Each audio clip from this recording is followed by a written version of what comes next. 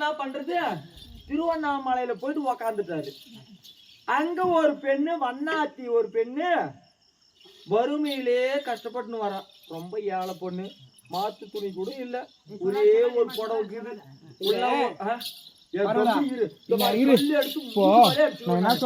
பேசும்போது நான் ஏதாவது வாய் திறந்து பேசணும்னா பொண்டாட்டி புருஷன் சண்டை எல்லாம் வீட்டுக்குள்ள போட்டுக்கலாம் சொல்றியே, இவங்க என்ன நினைப்பாங்க? தெரிஞ்சு காய்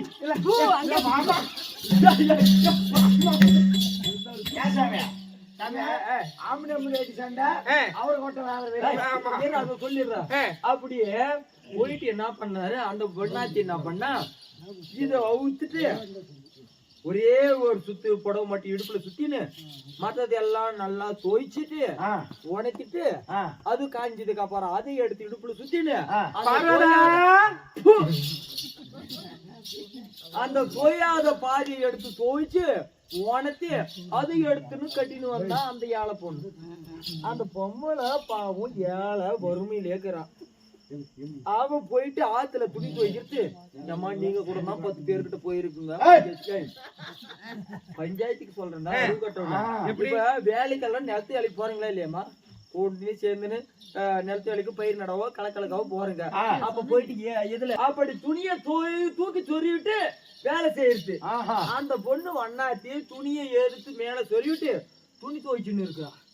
இந்த கூறுகட்ட மனுஷன் அந்த வழியா போயிட்டு ஒளிச்சுன்னு அத்தியே பாத்துருக்காரு. இந்த மனுஷன்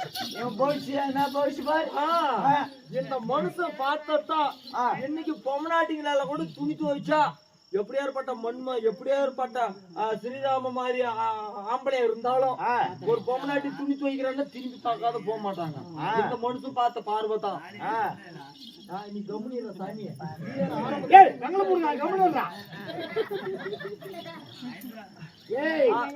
அப்படியே அப்படி பார்த்தா இருப்பாரு. இந்த வண்ணாறு புறா சும்மா இல்ல. இந்த வண்ணாறு புறா என்னதான் அவங்க ஏழையா இருந்தாலும் வண்ணாரா இருந்தாலும் அவங்க யாருக்கும் விட்டு கொடுக்க மாட்டாங்க. அதனால அவங்க என்ன பண்ணாங்க, என்னடா நம்ம ஒரு ஏழையா இருந்தாலும் நம்ம பொண்ணை இப்படி பாக்குறானே, இவனை சும்மா விடக்கூடாதுன்னு பூரா பேர் பிடிச்சி இவனை சேர்த்து கட்டிவிட்டாங்க. இவரு இவன் பவிஷ்யம். இந்த மனுஷன் என்ன சொல்றாரு, நான் பண்ணதெல்லாம் தப்புதான் ஐயா, அதனால நான் அந்த தப்ப மீண்டும் நான் பண்ணக்கூடாது, அதனால என் உடம்புல தண்ணி போற மாதிரி அடின்னு வந்துட்டு இவரு சொல்லிட்டாரு. இந்த வண்ணாருங்க இருக்கிறாங்க பாரு, அருளுக்கு கொஞ்சம் கூட யோசிக்க மாட்டாங்களா? இவனை எதில் அடிச்சா தண்ணி போவோம், எதில் அடிச்சானா தண்ணி போவோம் தெரியல.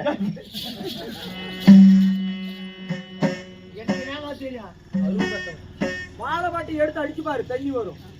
இதுல அடிச்சாதான் இவனுக்கு சொர்ணம் வரும்ட்டு வாழை பாட்டி எடுத்துட்டு வந்து வாங்க.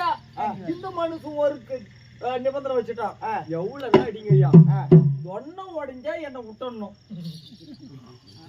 அப்படின்னு இந்த மனுஷன் அந்த வாழைத்தண்டை எடுத்து அடிக்கிறது வாங்குறாங்க பாரு. வாங்கும் போதே அந்த தண்டு படுக்குன்னு உடைஞ்சு அடி எங்கேயும் அங்க உழுது உள்றது இல்ல.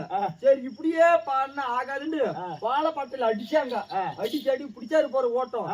என்னைக்கும் திருவண்ணாமலையில தீபத்துக்கு முன்னாடிக்கு முன்னாடி பெரிய தேர் நகர்த்தமா மன்னார் தெருவுல போயிட்டு நகராது.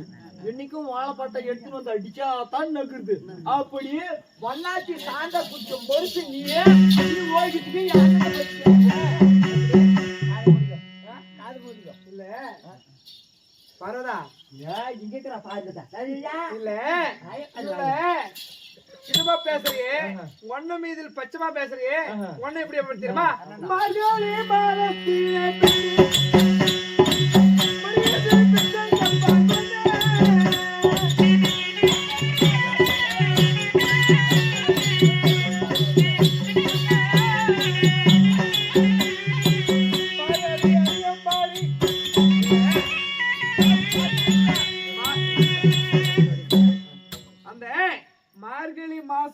சரி எத்தனை மணிக்கு? 4 மணிக்கு எழுதுக்கிறான். அது இல்ல இவன் போனா எழுப்பிட்டு போயிடுறது. எழுப்பிட்டு சாணி போடு, அது கோலம் போடு, அதுக்கு அது மட்டுமா 4 மணிக்கே எடுத்துக்கிறான். அதுக்கு ஒரு பூசணி அப்படி பிச்சை எடுக்கிறவன் முதல் தெய்வம்னா நான் எப்படியாப்பட்ட ஆளு? இந்த வீட்டில பார்த்தா ஒரு கணவன் என்று பாராமல் மதியாமல் வாயாடி கொண்டிருக்கிறான். எப்போதும் என்னை மதிப்பது கிடையாது. வாயாடி வாயாடி இருக்கிற வாழாடி கொண்டே இருப்பவன் இந்த வீட்டிலே வாயாடி கொண்டிருக்கிறாய், என்னை மதியவில்லை. அதனால இன்று நாள் முதல் உனக்கு என் இடபாகத்தில் இடம் கிடையாது, ஓடிப்போ. 12 வருஷம் என் இடத்துல உனக்கு இடபாகம் கிடையாது, ஓடிப்போ. நான் 12 ஆண்டு ஆமா உன்னை பிரிந்து ஆமா கன்னியாக இருக்க வேண்டுமா?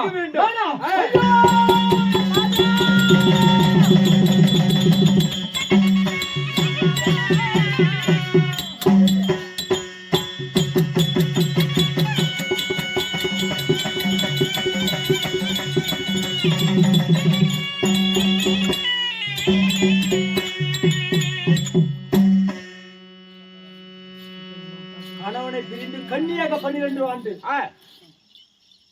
அப்படின்னு சொல்லிட்டாரு. சரி, இவரு போட்டும். ஆனா இவரை நம்ம விடணுமா? நம்ம விடக்கூடாது, விடக்கூடாது, விடக்கூடாது.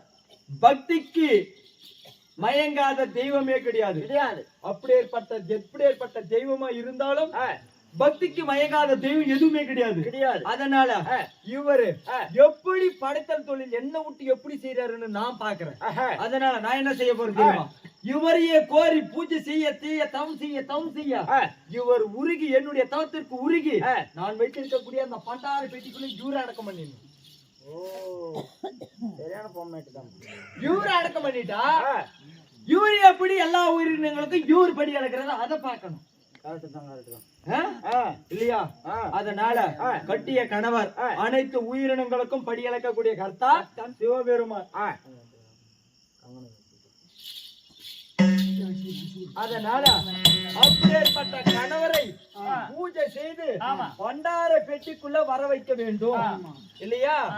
அரகார கரகாரா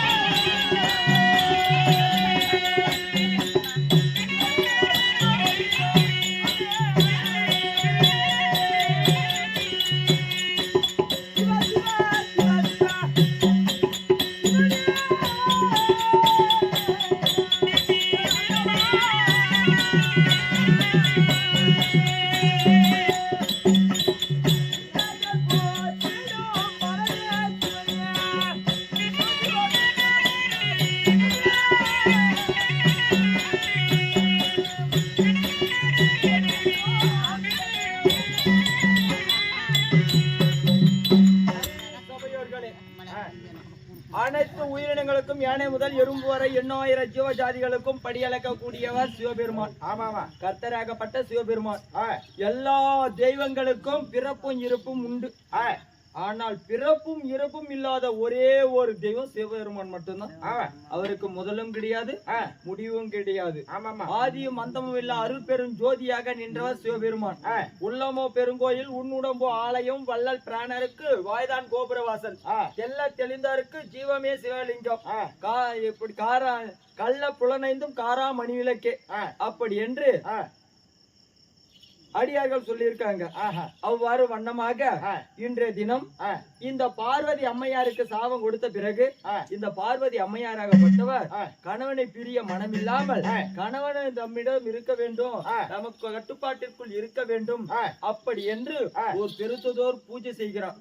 அந்த பூஜை செய்யணும்னா சாதாரணமா செய்ய முடியாது, கங்கணம் கட்டிக்கிட்டு தான் செய்யணும். இந்த கங்கணம் கட்டணும்னா யார் யார் கட்டலாம்னா எல்லாருமே கட்டலாம். பாமர மக்கள் ஆட்டம் பாக்குறவங்க அத்தனை பேரும் கட்டலாம்.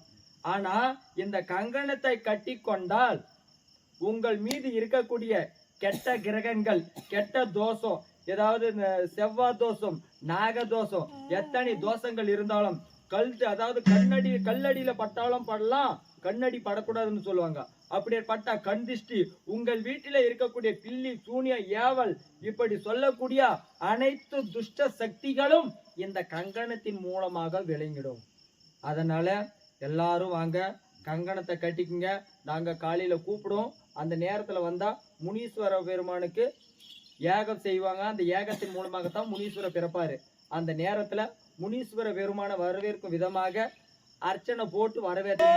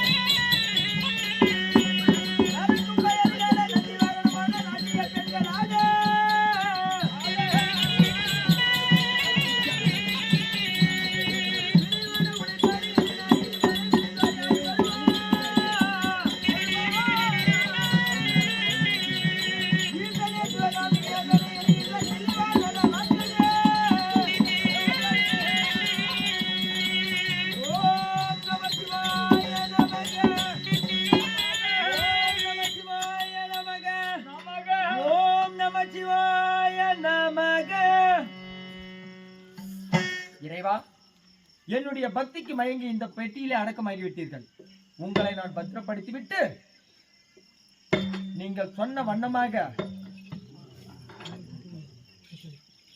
கன்னியாக சென்று பச்சை அம்மனாக உங்களை கோரி நான் தவத்திற்கு செல்கிறேன், வருகிறேன்.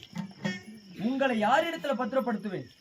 என்னுடைய மகனாகிய சரவண பொய்கையில அன்று சூர சம்காரம் முடிப்பதற்காக சரவண பொய்கையில 6 பொறிகளால் உருவான என்னுடைய மகன் முருகன் இருக்கின்றான்.